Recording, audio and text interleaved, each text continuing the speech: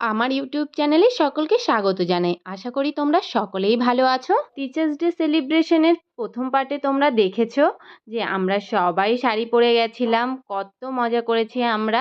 আগের দিনের teachers data ইনস্টিটিউটের পক্ষ থেকেই অর্গানাইজড করা হয়েছে। তোমরা ভাবতেই পারো তাহলে আজকে আবার কিসের সেলিব্রেশন। আসলে আগের দিন যে সেলিব্রেশন হয়েছিল সেখানে আমাদের একটা স্যার আসতে পারেনি।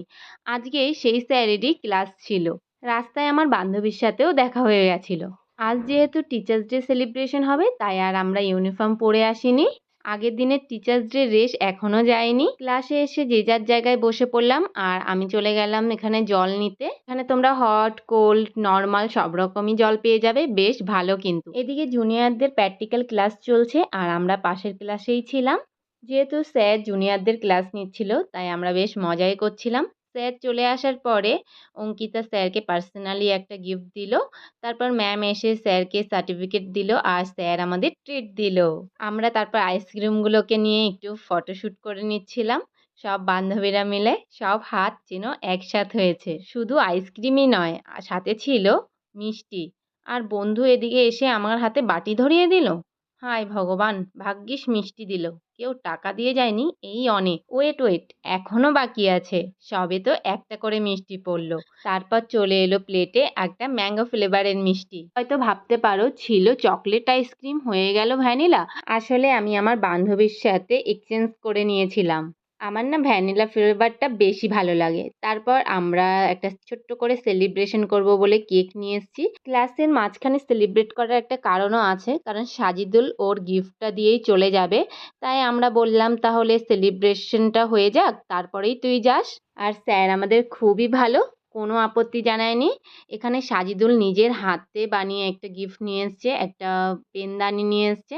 তারপর আমরা স্যারকে আমাদের পক্ষ থেকে একটা গিফট দিয়ে দিলাম। তারপর এখানে অঙ্কিতা একে একে সব সুন্দর করে সেট আপ করে দিচ্ছিল যাতে ঠিকঠাক স্যার বাড়ি নিয়ে যেতে পারে। এখানে আমাদের টিচার্স ডে সেলিব্রেশনের কেকটা রেডি হয়ে গেছে। তারপর সাজিদুল এখানে ক্যান্ডেলটা জ্বালিয়ে দিল। স্যার এদিকে কেক কাটিং করে নিচ্ছে। কেক কাটিংয়ের পরে স্যার একটু ম্যামকে কেক খাওয়াতে গেল। ম্যাম স্যারকে কেক খাইয়ে দিল। স্যারও ম্যামকে কেক খাইয়ে দিল।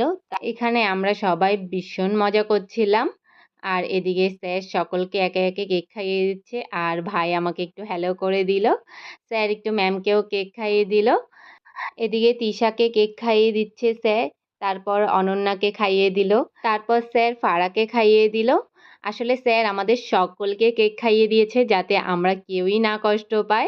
তারপর সকলকে কেক খাইয়ে দেওয়ার পরে সাজিদুলকে কিছুটা কেক কাটিং করে দেওয়া হলো। সাজিদুল বেরিয়ে যাবে, ও একটু ব্যস্ত আছে, কোথাও একটা যাবে। তারপর অঙ্কিতাকে দায়িত্ব দেওয়া হলো তুই সবার জন্য কেক কাটিং করে নে। ফার্স্টে নিচে ম্যামদের জন্য কেক কাটিং করে নেওয়া হলো। অঙ্কিতা কেক কাটিং করতে থাকুক আর আমরা স্যারকে রিকোয়েস্ট করলাম আমাদের গিফটগুলো খুলে দেখার জন্য। আমরা একটা খুব সুন্দর ক্যান্ডেল দিয়েছিলাম আর সাথে দিয়েছিলাম একটা পেন। পেনটা সত্যিই খুব সুন্দর ছিল, একটা বক্সের মধ্যে ছিল আর বক্সটাও খুবই সুন্দর। কিন্তু এই ক্যান্ডেলের কালারটাও খুব সুন্দর আর স্যারেরও ক্যান্ডেলটা খুবই পছন্দ হয়েছিল। তোমরা বলতে পারো আমি স্যারের মুখ কেন দেখালাম না, এখানে স্যারের কন্ডিশন ছিল যে স্যারের মুখ দেখানো যাবে না, সেটারই আমি সম্মান করলাম। তারপর এদিকে কেক কাটিংয়ের পরে আমরা সকলে কেক খেয়ে নিলাম। না না, এত কিছুর পরেও আমাদের নিস্তার নেই, স্যার আমাদের ক্লাস করাবে। কিন্তু আমাদের যেহেতু ক্লাস করার ইচ্ছে ছিল না তাই স্যার বলল প্র্যাকটিক্যালটা অন্তত কর। তাই আমরা সবাই প্র্যাকটিক্যালটাই করলাম। স্যার ফার্স্টে ফরওয়ার্ড স্লাইড ব্লাড গ্রুপিং করে নিয়ে তারপর স্যার রিভার্স ব্লাড গ্রুপিং করাবে। আসলে ফরওয়ার্ড স্লাইড ব্লাড গ্রুপিং না করলে যে রিভার্স ব্লাড গ্রুপিং ঠিক হচ্ছে সেটা কিন্তু বোঝা যাবে না। আজকে আমাদের মধ্যে সবাই কিন্তু ব্লাড দেয়নি। তৃষা, আমি, অঙ্কিতা, অনন্যা, সৌমিতা, সায়ন, সূর্য, আমরা এই কয়জনই ব্লাড দিয়েছিলাম। আমি এই ব্লাড গ্রুপিংটা নিয়ে একটা ভিডিও করব, তো সেটাই ডিটেলসে দেয়া থাকবে যে কী ভাবে আমরা বুঝবো আর কী ভাবে আমরা এই ব্লাড গ্রুপিংটা করব। সৌমিতা যখন সূর্যর ব্লাডটা নিচ্ছিল ও বেশ ঘাবড়ে গেছিল। তারপর আমি একটু কটনে অ্যালকোহল নিয়ে নিলাম ওর আঙুলটা ক্লিন করার জন্য। সিরিঞ্জের মাথাটা দিয়ে পুশ করতেই ব্লাড বেরিয়ে আসে। সবাই একই পদ্ধতিতে ব্লাড বের করেছে। আসলে ব্লাড গ্রুপিং করতে তো আহামরি ব্লাড লাগে না, কিন্তু পেশেন্টের থেকে এইভাবে ব্লাড নিলে পেশেন্ট ভাববে যে আমাদের বোধহয় বেশি লাগবে, তাই এইভাবে ব্লাড নেওয়া হয় না।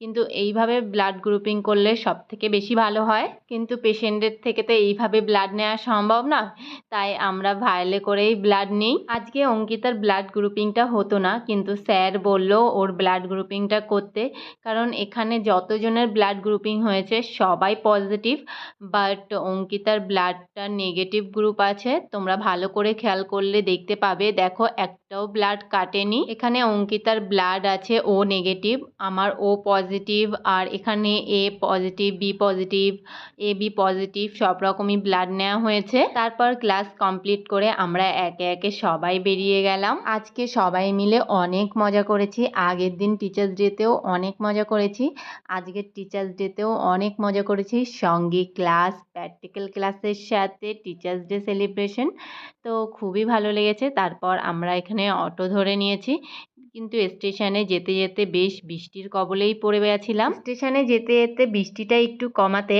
আমি আর তৃষা ঘুগনির দোকানে চলে গেলাম। এখানে আমি আর তৃষা 2 প্লেট চিকেন ঘুগনি নিয়ে নিয়েছি। আর শিয়ালদা বনগা লোকালে যে কি পরিমাণে ভিড় হয় সেটা তোমরা কম বেশি সকলেই জানো। ওকে ধন্যবাদ ভিডিওটি শেষ পর্যন্ত দেখার জন্য। যদি ভিডিওটি ভালো লেগে থাকে please like, comment and share and subscribe my YouTube channel. আর তোমরা যদি আমার ফেসবুক পেজ থেকে দেখে থাকো প্লিজ ফলো করে দিও।